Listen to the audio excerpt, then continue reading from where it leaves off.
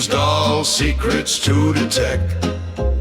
It's the name you trust, the doll detective.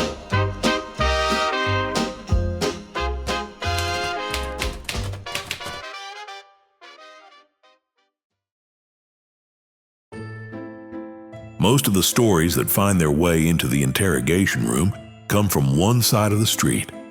Men with cameras, collections, and quiet confessions. But tonight's case is different. This one belongs to a woman, a photographer, storyteller, and collector who gives her dolls a voice of their own. She goes by Haru Chronicles, and her world isn't built on desire or display, but empathy and art. Case file number 012, A Woman's Voice in the Doll World, is now open. Welcome to the interrogation room, Haru. Glad you can join me and my listeners. Thanks for having me, Detective. Every journey starts with a spark, a single image that lingers. What first drew you into the world of dolls, and what did it stir in you? Many years ago, I would say well over 10 years ago, I came across a documentary about an Asian man with his dolls. I now know that it was the Orient Industry brand, which are extremely expensive and delicate dolls. I was totally fascinated by these large dolls, but absolutely couldn't afford them given the price. About a year ago, I found myself living alone and navigating on a famous Chinese platform. The algorithm showed me some dolls. I took the plunge with my little Haru, and that was it. The unboxing review of this doll is also available on the Face Dollhouse website if you wish to see it. So a decade-old memory turned into something real, almost like the universe nudged you. You've said your dolls are muses and companions? It's not really accurate. They are muses, yes, and companion dolls. But don't get me wrong, I like to collect. If I had the space and the budget, I wouldn't have just 3 dolls. I love their aura and the way they occupy space. Each one has its own personality, and depending on the moments and projects, I will work with one or the other. For now, I haven't worked with the 2 large sets because they have very different styles. I am currently waiting for another doll who might be able to make the pair with Haru. That's fascinating. You talk about them like living collaborators, each bringing a new kind of balance to your home. You once described yourself as a girl in a men's hobby. That's not something we hear often. What kind of reactions have you faced from both sides, collectors and outsiders? Generally speaking, being a woman actually helps in this hobby. People are usually kind and gentle when they see a woman collector, especially because my dolls aren't used for anything sexual.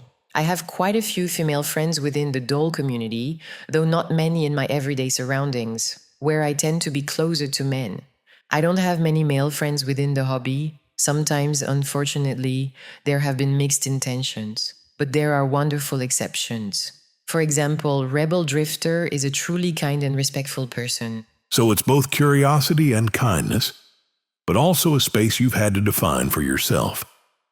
That balance seems to shape everything about how you express femininity through your art. Do you think gender changes the way people emotionally connect to dolls? What they represent? Yes, women and men are not programmed the same emotionally. It is a generality, but inevitably, most men, having a predominantly reptilian brain, the relationship to these dolls, which are primarily sexual objects, is quite different. Some women in this field behave like men, but it's rather rare. There are also men madly in love with their dolls, but the sexual notion remains present. That's a unique perspective, seeing how emotion and instinct cross paths. You mentioned empathy before. Do you think that empathy shapes how your photography feels different from the typical male gaze? Being someone very empathetic, it seems that my photos are different from those of men. One would see a different sensitivity, even if I don't realize it at all. I'm just trying to improve again and again on both the photographic and video aspect. A lot of male collectors talk about their dolls bringing comfort, stability, and quiet spaces. For you, what kind of emotional companionship do they bring? I love my dolls like family members. I like to have them with me in my living spaces. I change them regularly, do the headdresses, or sometimes give them little cuddles. I like their smell. Whether they are made of silicone or TPE, they are comforting smells. It sounds like comfort and creativity overlap. The familiar scent, the ritual of caring for them. You've mentioned they even helped you reconnect with your own femininity. How so? Yes, absolutely. As a woman, I had a lot of trouble managing my femininity, sometimes too masculine, and sometimes to the extreme too sexualized and seductive. Having dolls has totally allowed me to find a balance and allows me to achieve glamour or eroticism through them. I feel more balanced and less directly exposed, but I am still an actress, and the whole project is very rewarding. Your photography has a raw, unfiltered honesty, small gestures, quiet moods. When you shoot, what emotions are you hoping people walk away with? I do not hope for anything in truth. I just share my point of view through photos that I like. I actually do all this for myself. Even if more and more people appreciate my work and support me, I thank them from the heart. That's real art, creating for yourself and letting others find what they need in it. You worked in fashion, and it shows. How does clothing influence your creative sessions? It's actually quite simple. Everything starts with the clothing. I worked in fashion for a long time, so the outfit always sets the tone. The garment inspires me. Its texture, its shape, the attitude it suggests. And if there's no specific look in mind, I work naturally, sometimes adding or removing accessories that spark a new pose or emotion. So style becomes story. The fabric dictates the feeling. You often write captions from the doll's perspective, as if they're speaking through you. What do you feel when you do that? For me, those aren't just captions or stories. I genuinely believe dolls carry a kind of energy. Not in a mystical or cultural sense like voodoo, which I'm far removed from, but in spirit. In my eyes, they're like guardians of the home. Each one has its own aura and brings a different kind of balance to the space around it. That's beautiful. Guardians watching over an artist who gave them a voice. You're a visible woman in a world often misunderstood. How do you deal with people's assumptions about what you do? It's not difficult to handle, really. I usually explain right away that my dolls exist purely for artistic and companion purposes. I'll admit I was curious at first, I think most people are, but I've always preferred real intimacy and connection with men, not with inanimate dolls. That said, I'd love to own a male firefly doll one day. They're absolutely stunning, just a little too heavy for me at the moment. That kind of honesty clears the air right away. You're defining your space instead of having to defend it. I've actually come across Firefly doll myself over on Faye's forum. Funny enough, I even won a contest there for a custom head. Really exciting. It's a beautiful brand, and I've already added a few of their models to my wish list. You've said before that you feel protective of dolls, even ones that aren't yours. What does that emotion come from? Yes, absolutely. As I've said, I believe dolls have a kind of soul, or at least an energy of their own. I can't stand seeing one mistreated, even if it isn't mine. Still, I understand that for some people, dolls can be an emotional outlet, and honestly, it's better to release those feelings on an object than on another human being. But that might change in the future, especially as technology evolves toward androids and synthetic consciousness. That's the next frontier, when empathy meets technology. There still aren't many women collectors. Why do you think that is, and what might help change it? I don't think it's a question of freedom. It's simply that there are still very few women who own dolls. Because most people see them primarily as sex toys made for men, many women never even consider the idea. They just don't see the intention behind it. What we need are more examples of dolls shown in non-sexual, artistic, or emotional contexts. That's how perception will start to change. Visibility. That's the key.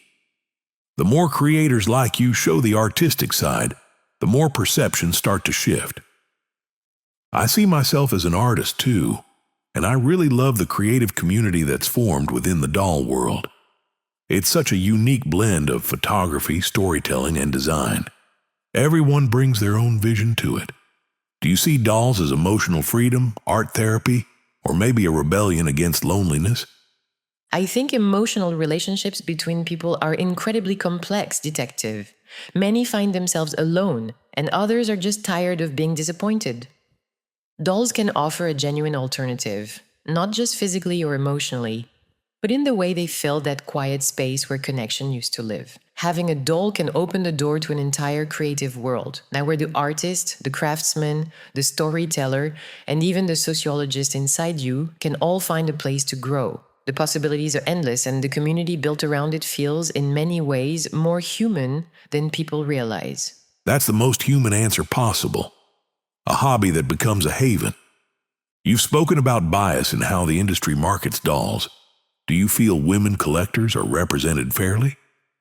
I think there are simply too few of us for the industry to really see women as a target audience. And I understand that. Male dolls are often less refined than female ones and much heavier to handle. In many ways, heterosexual women share the same niche as gay men, and there's clearly an unmet demand there. It may also have cultural roots, since homosexuality is still a sensitive subject in many parts of Asia, where most dolls are produced. That could help explain the imbalance. That's an insightful take. You're linking the artistry to culture itself. Would you like to see more female creators in this space? Voices like yours leading the way? I think there are still quite a few overly traditional or macho attitudes within the doll community. It's something that exists almost everywhere, really. But I believe that will change with the arrival of androids. Once dolls are no longer inert or submissive beings, people's mentalities will evolve. And so will the audience itself. The evolution of the medium and the mindset. I like that. Who inspires you creatively, both inside and outside the doll community? First of all, I discovered the work of Fabrice, a photographer for his e-doll, whose artistic sensitivity really inspired me.